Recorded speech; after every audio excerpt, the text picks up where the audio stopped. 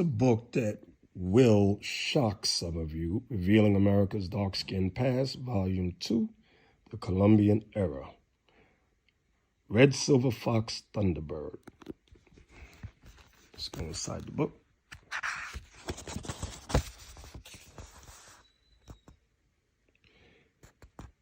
In any case, it says dark-skinned people of the Americas. In any case, between the years 1492 and 1501, at least 3,000 Native Americans were known to be shipped to Europe. Shipped to Europe. You got a lot of dumb black people out there that say Native Americans were never made slaves and taken by ship. So let's read that again. In any case, between the years 1492 and 1501, at least 3,000 Native Americans were known to be shipped to Europe, with the likely total being possibly double that. Most were sent to the Seville area, where they seem to show up in the slave markets as Negroes. What most people don't realize is Negro was a terminology that was used to describe the indigenous people of the Americas. Boom. This may come as a shock to some of you it may not. A genealogical history, Jews and Muslims in British colonial America, by Elizabeth Caldwell Hirschman and Donald N. Yates. Let's read this. Natives were forced into servitude or hunted down and killed, resulting in a devastating collapse of the local population and culture. As in other colonies, it was the native men and their male lineages that bore the brunt of this. Jump down. Puerto Rico was a favorite place for the Spanish to send native slaves captured in the Carolinas. So how do y'all think the natives captured in the Carolinas got to Puerto Rico? Slave ships. Many of these Indians escaped into the hills, and their descendants remain there today. Let's go down. Puerto Rico was made up primarily of a Sephardic and Moorish, that means blackish, population. In other words, earlier and later converts to Judaism or Islam. Woo!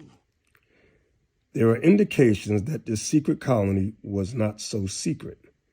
James Adair, Hebrew name. Now, James Adair was a Caucasian man. The Indian trader made a beeline for Chickasaw territory shortly after arriving in South Carolina. He developed a strong connection to the Chickasaw, winning the tribe over as staunch allies of the British. Around 1745, he established operations in Piomingo in North Mississippi, then a mixed Choctaw and Chickasaw town. He later wrote, I have the pleasure of writing this, his famous book, History of the American Indians, by the side of a Chickasaw female, as a great princess as ever lived. Elsewhere, he notes that there were already adults in that country who were octoroons, or 1/8 Indian. The Indian-white intermarriages necessary to produce a half-breed of this description must have occurred at least 3 generations before, about 1720, the time of the Mississippi bubble. Let's jump over. By 1800, I want to make sure y'all see this. By 1800, there was just one town of half-breeds left. The term used for Chickasaws in British treaties and trade records since about 1720. It is mentioned in the memoirs of a steamboat captain. Let me just jump down. The United States have a factor here, but the settlement is very thin. It generally consists of what is called the half-breed, which is a mixture of Indians and whites. Jump down. Under the name half-breeds, Chickasaws helped found Augusta and secure the Indian trade from both the Spanish and French. Half-breeds also defended Augusta in the Cherokee War of 1759 to 1760. To reward them for fighting, the Spanish in To reward them for fighting the Spanish in 1735 and later rebuffing the Cherokee, Georgia gave them large grants of land on the north bank of the Savannah River. Look at this top part.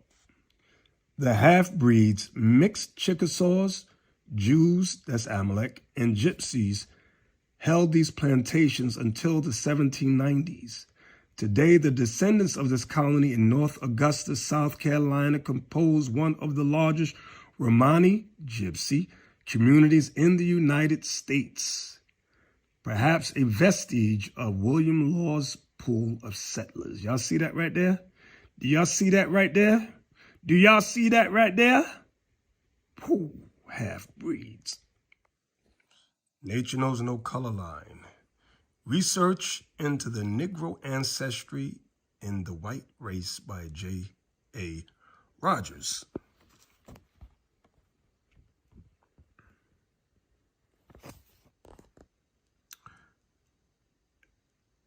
Page 65.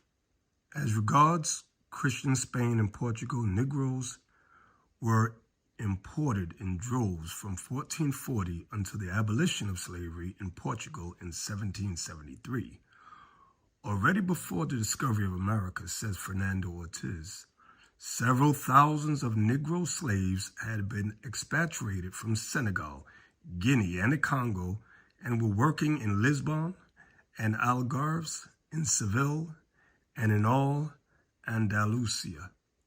The Catholic sovereigns were dealers in Negro slaves. Let's read that again. The Catholic sovereigns were dealers in Negro slaves. It was Christopher Columbus who went plundering in Negro slaves in Guinea before stealing Indian slaves in Cuba. Before the discovery of America, the Negroes already were cutting sugarcane in Andalusia, and in Seville, there was a municipal council of native Negroes with fraternal orders, kings, and overseers. The Negro came first to the Indies from Spain, not from Africa. Let's read that part again. The Negro came first to the Indies from Spain, not from Africa. Page 123.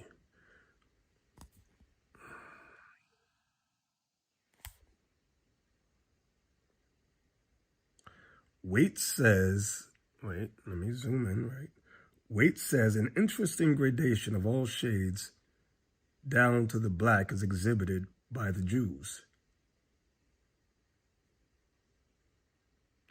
Especially dark were the Jews of Spain and Portugal. The Portuguese Jews were very dark, says Pritchard. The Dutch of Abrantes, wife of Napoleon's ambassadors to Portugal, said that the Jew, the Negro, and Portuguese could be seen in a single person. So dark were the Jews, especially of Portugal and southern Spain, that many whites thought all Jews were black or dark. They were, but you also had converted Khazars, converted Edomites at that time.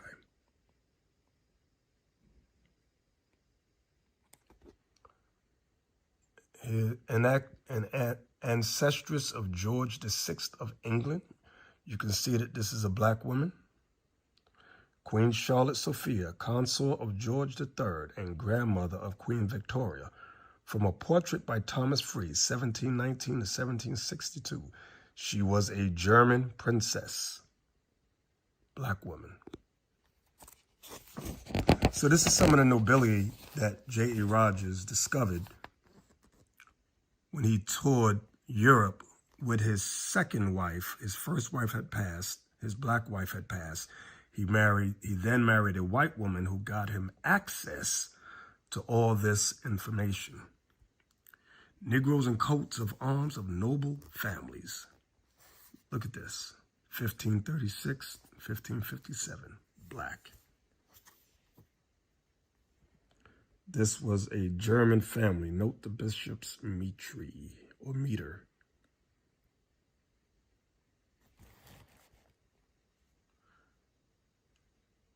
Negroes and coats of arms of noble families donned Pignatelli de Montelion, Graf de Borel, 1650, black.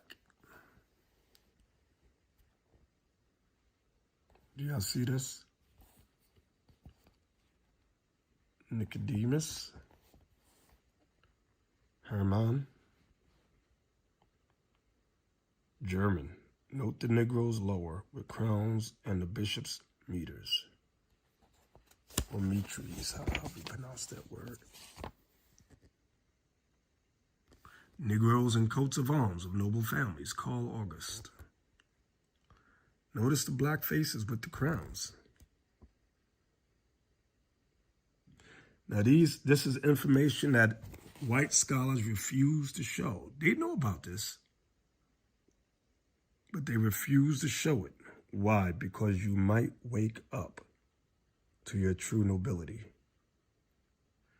German families with names of Negro origin.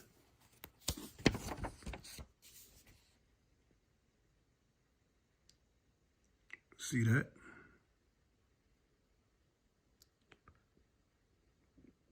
Black kings and queens.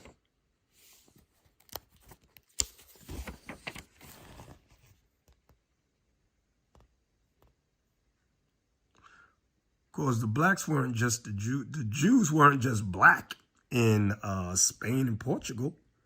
They went to these places too, throughout Europe. Look, this one is Central European. Do y'all see this?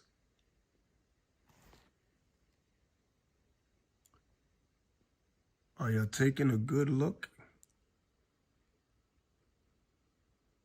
Central European.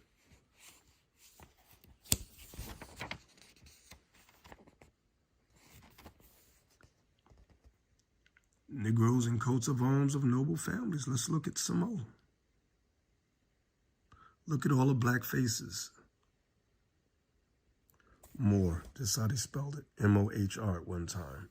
Morin. Families with names of Negro origin. Upper Holland, center, middle, Portuguese. The other, German. Remember, said the Portuguese Jews are very dark. That's the center middle. Here. So if these are the Jews here, then who's that? And what are these? Jews as well. Germany. Look. Note the crown on the Negro's head.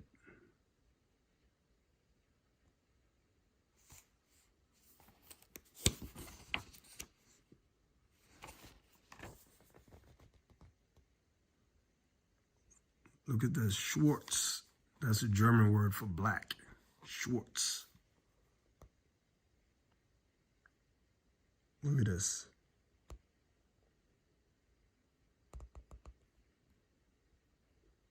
Germany and Portugal.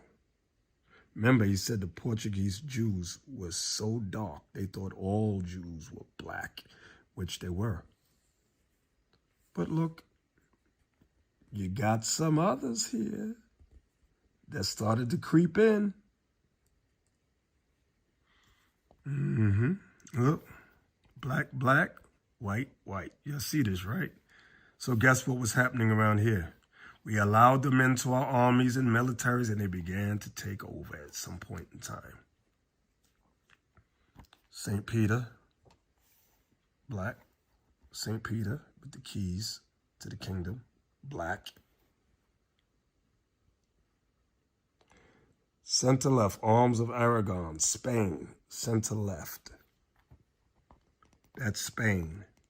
The Jews of Spain and Portugal were black. Did we read that earlier? Yes. Center right, arms of Kemmersburg, Austria. Center right, Austria. Center right, Austria. Austria, coat of arms in Austria, black. St. Peter, foremost saint, founder of the Catholic Church. Now, he wasn't the founder of the Catholic Church. It's shown as jet black Negro. The Catholic Church tell that lie that Peter founded them. He ain't find that crap.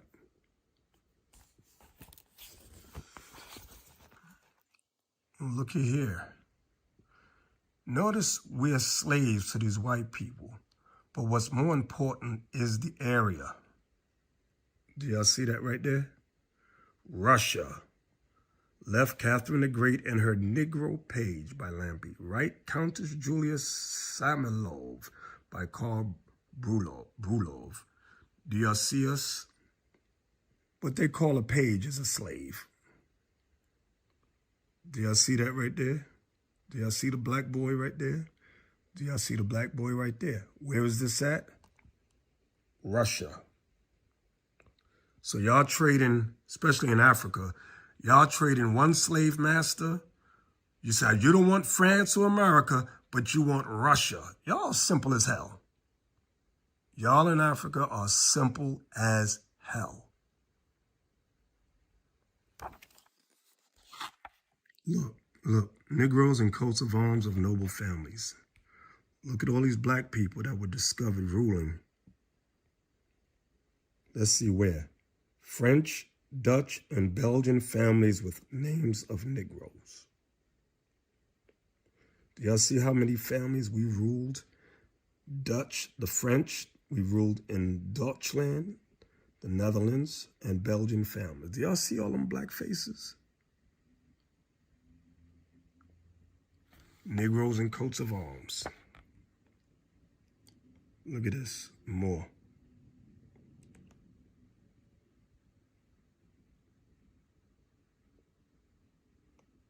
Names of these families, except 3, denote Negro ancestry. Wow.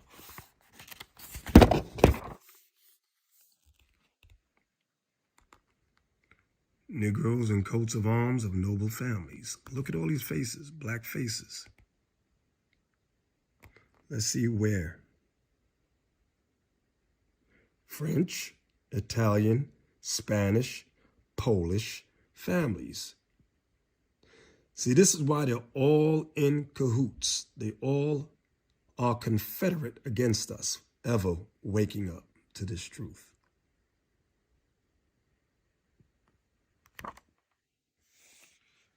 The Negroes and the Jews by Lenora E. Burson.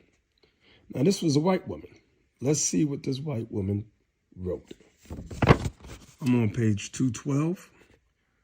Negroes claiming to be Jewish is legitimate. The land of Israel is located in Western Asia and borders on North Africa. All of the native inhabitants of that region were non-white. When Spain expelled its Jews in 1492, many of them went to Africa. It seems probable that some of them were brought later to America as slaves. The spirituals never sing of African rivers. It's always the Jordan or the Red Sea. They don't sing about African chiefs or kings. It's David or Moses or some other Jewish character from the Bible. Woo! Wow, check that out.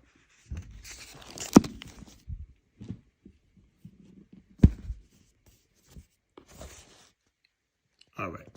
Civil Rights 1959 hearings before the Subcommittee on Constitutional Rights of the Committee of the Judiciary, United States Senate. 1959.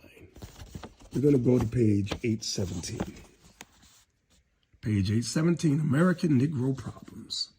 This section right here. At the same time, the Negro question in the United States of America must be treated in its relations to the huge Negro masses of farmers and workers oppressed and exploited by white imperialism in Africa and South America.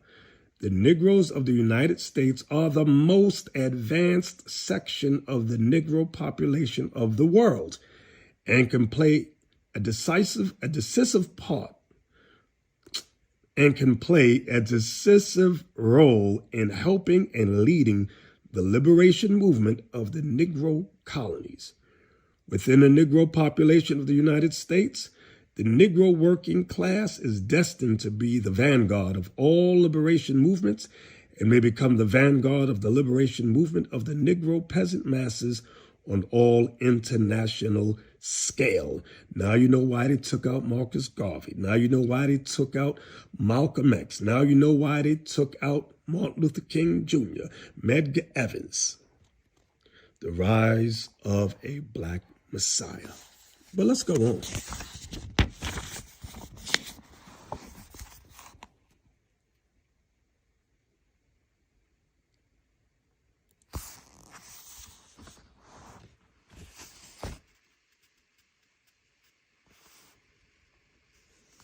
The Negroes of the South are disenfranchised politically. Sheer force prevents the Negro from exercising their so-called political rights.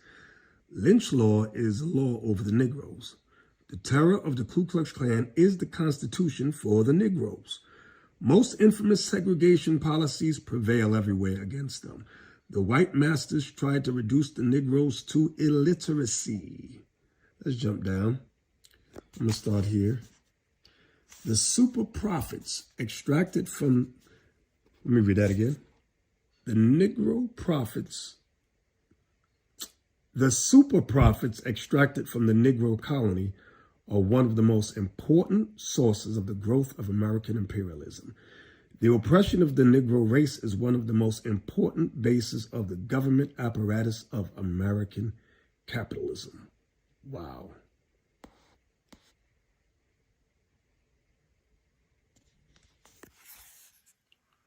We're on page 828. Pay close attention. The Negro question in the United States must be treated in its relation to the general international Negro problem. Jump down. A strong Negro movement in the USA will be able to influence and direct the Negro movement in all those backward parts of the world where the Negroes are oppressed by the various imperialist powers.